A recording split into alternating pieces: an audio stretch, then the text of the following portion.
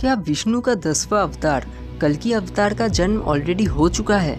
आप में से कई लोग सोच रहे होंगे कि कल्कि अवतार तो कलयुग के अंत में जन्म लेने वाले थे और कलयुग का टोटल ड्यूरेशन तो 4,32,000 साल का है।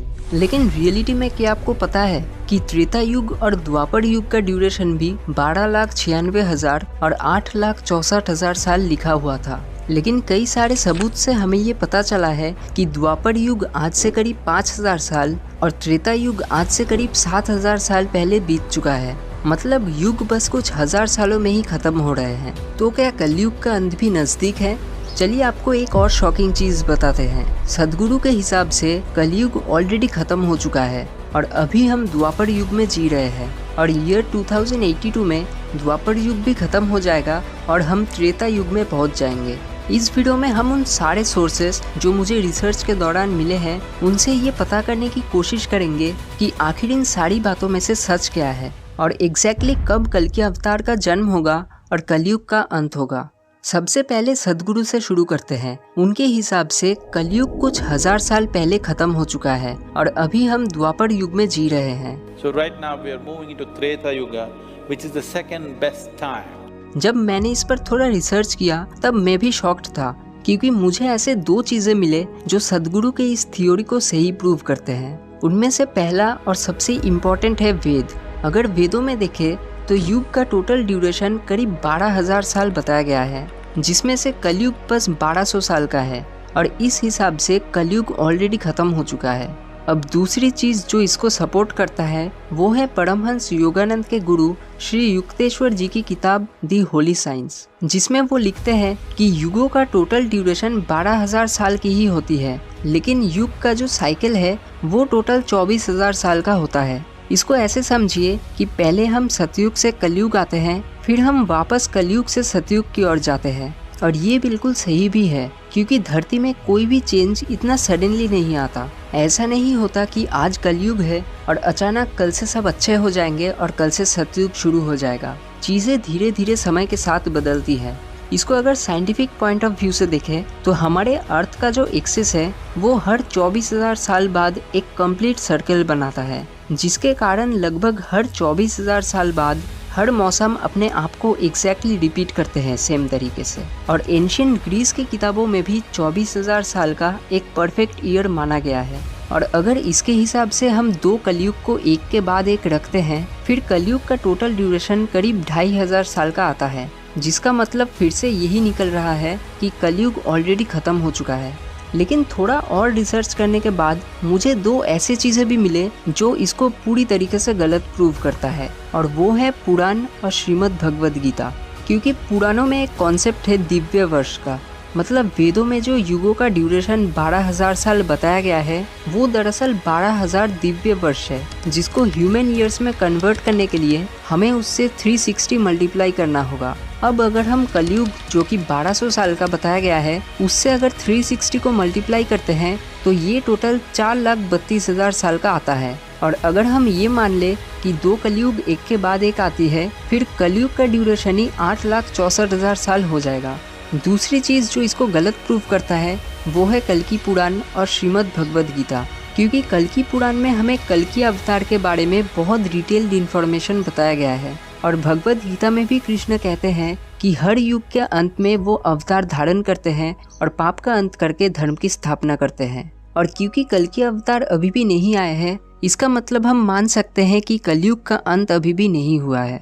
तो एग्जैक्टली कब खत्म होगा ये कलयुग? अगर हम द्वापर युग और त्रेता युग के टाइमलाइन का पता कर ले तो उससे हम ये पता कर सकते हैं कि कलयुग कब खत्म होगा, क्योंकि उससे हमें पता चल जाएगा कि रियलिटी में युगों का ड्यूरेशन वेदों को फॉलो कर रहे हैं या फिर पुराणों को। और ये करने के लिए हम रामायण और महाभारत में जो एस्ट्रोनॉमिकल डेटा दिया गया है उनका सहारा लेंगे। रामायण में हमें भगवान राम के जन्मदिन के प्लेनेटरी पोजीशंस दिए गए हैं। जब उस डेटा को प्लेनेटेरियम सॉफ्टवेयर में डाला गया तो वो डेट निकल कर आया 10 जनवरी 5114 BC। मतलब आज से करीब 7,000 साल पहले हम मान सकते हैं कि रामायण हुआ था। सिमिलरली महाभारत में भी हमें बताया गया है कि 18 दिन के महाभारत के युद्ध में 2 ग्रहण हुए थे। अब 2 ग्रहण इतने जल्दी तभी हो सकते हैं जब एक सूर्य ग्रहण हो और दूसरा चंद्र ग्रहण। और इस डेटा को जब चेक किया गया तब मिला कि ऐसा पिछले 5000 वर्ष में कई बार हुआ है, लेकिन उनमें से सिर्फ 6 बार ही ऐसे हैं जो महाभारत के समय से मैच करते हैं। और इससे हमें ये देखने को मिलता है कि रामायण और महाभारत में सिर्फ 2000 साल का ही फर्क आ रहा है। लेकिन क्योंकि इतने सालों में प्लैनेट्स कई बार सेम पोजीशंस रिपीट कर सकते हैं, इसलिए हम इसको फाइनल कंक्लूजन नहीं मान सकते। इसलिए हम अब आर्कियोलॉजिकल प्रूफ्स का सहारा लेंगे। आर्कियोलॉजिकल प्रूफ्स में हमारे पास फिलहाल 2 चीज़ें हैं। एक राम सेतु, जिसका कार्बन डेटिंग करके मिनिमम 7 से 8000 साल पुराना बताया जा रहा है, और दूसरा बे ऑफ खम्बत में द्वारका नगरी का मिलना, जिसके अर्ली कार्बन डेटिंग में तरह तरह के स्क्रिप्चर्स, दीवार और हड्डियों से ये पाया गया है कि वो नगरी कम से कम 9000 से 10000 साल पुराना है। यहाँ द्वारका नगरी राम सेतु से पुराना निकल रहा है, ये इसलिए हो सकता है क्योंकि शायद द्वारका नगरी उस टाइम फ्रेम तक एग्जिस्ट करता था। मतलब इससे हमें साफ पता चलता है कि रामायण और महाभारत के बीच बहुत ज़्यादा सालों का अंतर नहीं है। और इन सब से हमें साफ पता चल रहा है कि युग लाखों साल वाले टाइम फ्रेम को भी फॉलो नहीं कर रहे हैं। तो कलयुग कब खत्म होगा वो पता करने के लिए जो लास्ट सोर्स हमारे पास बचा है वो है भविष्यवालिका।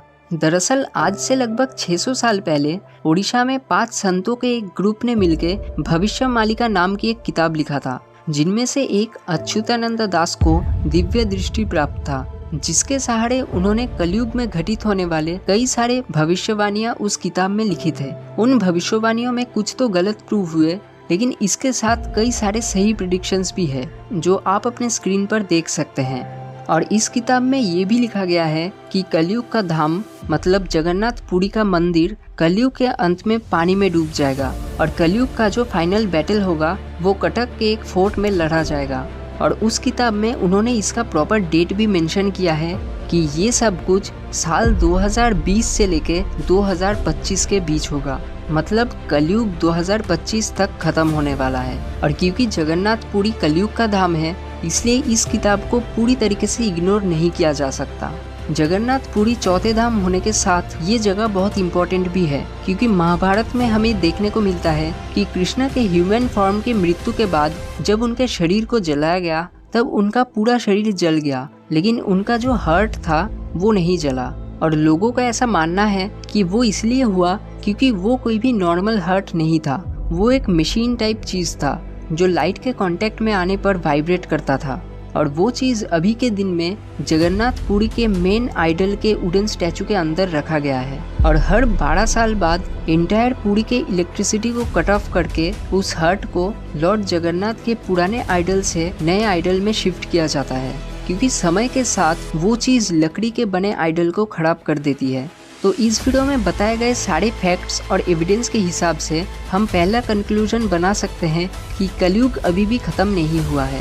और दूसरा कंक्लूजन हम ये मान सकते हैं कि कलयुग का अंत 4,32,000 साल बाद भी नहीं होगा, बल्कि उससे बहुत जल्दी होगा। कलयुग कब खत्म होगा उसके एग्जैक्ट समय का कोई भी प्रूफ हमें नहीं मिला है, लेकिन अगर हम भविष्यवालिका को देखें तो उसके हिसाब से कलयुग 2025 तक खत्म होने वाला है।